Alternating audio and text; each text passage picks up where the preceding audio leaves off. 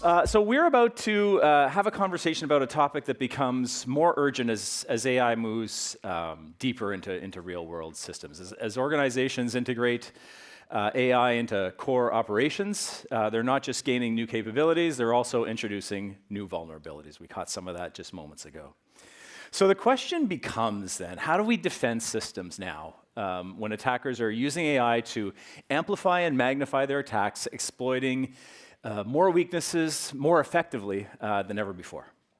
So to explore this, I'm pleased to welcome Tarique Mustafa. Tarique is the co-founder, CEO, and CTO of GC Cybersecurity. He's a recognized AI expert, cybersecurity expert with over 2 decades inventing key technologies and building industry-leading security systems at scale. His work focuses on applying advanced AI techniques to some of the hardest problems in cybersecurity, from data protection to anonymous threat detection, and he holds multiple patents in areas spanning AI, security, and system design. Everyone, please join me in welcoming Tarique.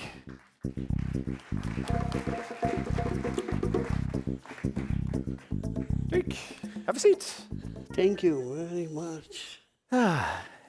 Okay, Tarique, I know from our offstage conversations that you're adamant that today's cybersecurity model is under strain.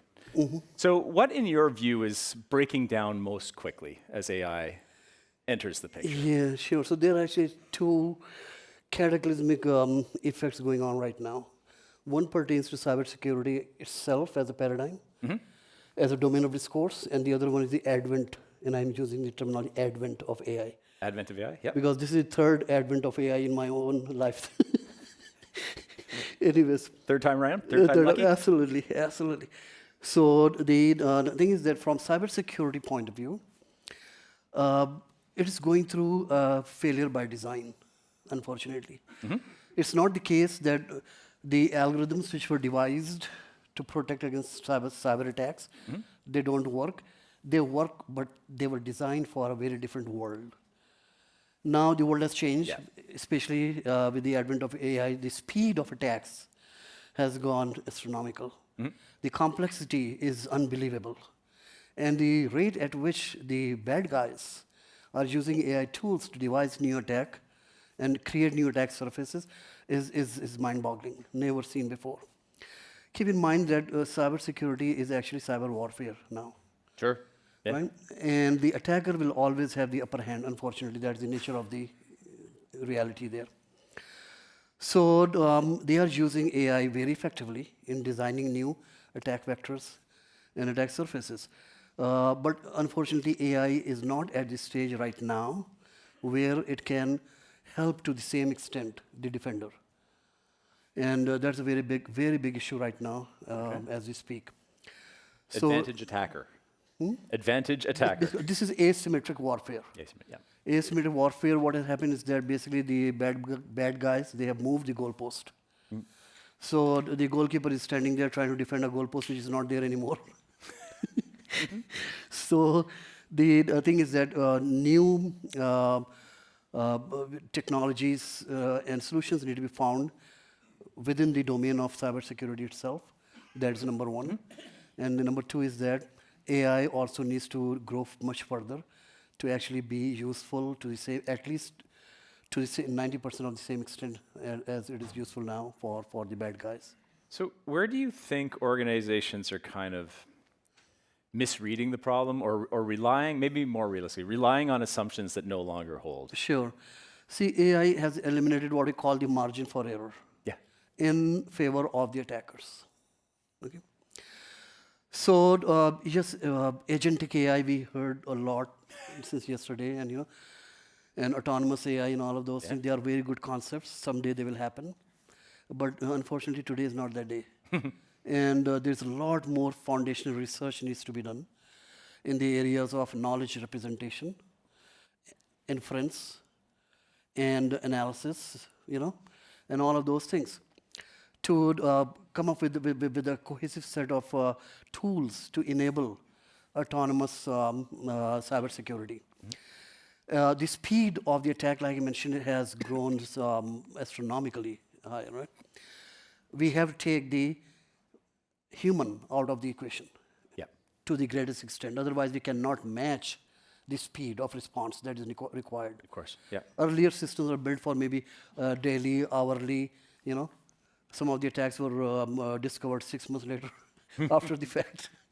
So, but now it is like nanosecond response which is needed to effectively stop the attack from, in its track. So that kind of the autonomous system and whatnot requires a lot of processing, okay, by the way of inference and deduction. So all the three types of deduction, induction, deduction, and abduction. So that what good is the system which tells you that, okay, you were already attacked? The system should be able to be proactive, not reactive. Yep. And guess from whatever is happening in real time on the network. And from that extrapolate and infer this is this such and such attack, such and such region of the network or the infrastructure. And do something about that, autonomously take decisions and stop it, from happening, progressing any further. So in order to reach there, we are still a little behind on the side of AI. So let's rethink it. So layering AI onto legacy security is not enough, not an option, just the wrong path. What's the new path look like? What would it mean to rethink cybersecurity more fundamentally, ground up? Right. Pretty much from the ground up. Yeah. Okay. And solution, it will happen. By the way, it's not the case that it is not possible. It is very possible. It require a lot of effort and some more time. It will be in the emergent solution would be in basically an agglomeration or a confluence of different technologies or sub-technologies. And some of which I already mentioned to you, like reasoning is very important, inference and reasoning. Yeah. And that's artificial intelligence.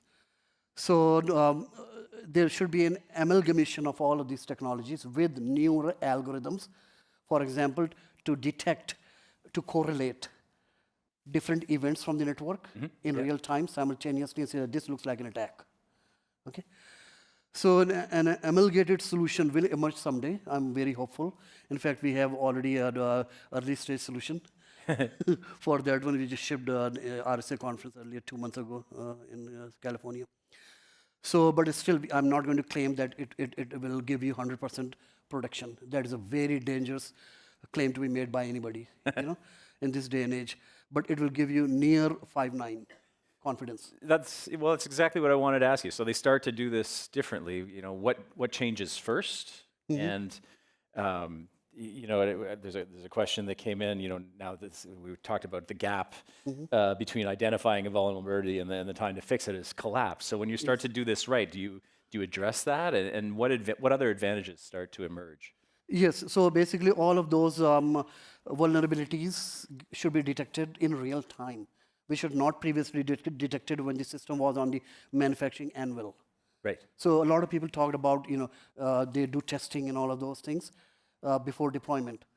But trust me, about 10% of the vulnerabilities are still there undetected post-deployment. Right? Yeah, right. So, and they are only detectable when the system has already been deployed in real-world environment. Right? So the ability to react to those things in real time is very important. And it will only happen with the help of artificial intelligence and automation. Yeah. That kind of speed that is required, that kind of accuracy that is required. Let me give you another very interesting statistic. There is this basic reliability engineering. See, cybersecurity is a complex system. It is easier to design a system which will plan my trip. Yeah? No offense meant. Plan my trip. But a real life system like cybersecurity, a serious system, is very complex organism, right? And the thing is that even today, the maximum reliability or efficacy of the best cybersecurity sub-solution will be maybe 90%. Okay? So 10% of the attacks are going through. If we are not very careful and start deploying AI as a panacea, okay, for cybersecurity, indiscriminately, we are going to create even more bigger problem because AI right now has maybe 70% efficacy, 0.7. And this equation, complex system, two complex systems, they are both vulnerable, combine them together, you have twice as complex system at least, but actually exponential. Yeah. Then guess what will be the resultant emergent behavior? 0.9 multiplied by 0.7, 0.63, which means now about 37% of the attacks will go through. So one has to be very careful, how we apply AI in its current form. And but like I said, I'm very hopeful that AI will soon emerge to the point where it will address all those issues pretty effectively. So it's such a big problem. With just 1 minute left, if you could just tell us what's the most important thing, like just if you could just solve it for us, 40 seconds, go. So the three main takeouts would be basically be very careful before you start deploying AI indiscriminately, okay? But there's no need to hesitate either. The second one is that complexity, controlling the complexity is very important, and it is, because the time to take proactive measures is very reduced, like nanoseconds now. So the system should be able to respond very quickly, and automation there's no escape from that one, and automation will only happen, or autonomous system will only be realized when we have basic research further done in those three first principle areas of AI. Not bad. Not bad. I think my takeaway was that sort of as AI becomes more deeply embedded into how organizations operate, I mean, you just can't. It's no longer a bolt-on. It's an embedded thought. Exactly. It's an embedded That's thought. why I use the word amalgamation. Yeah, and we call it here the great integration. So that's awesome. Tarique, thank you very much. Thank you very much for sharing your thoughts. Thank you.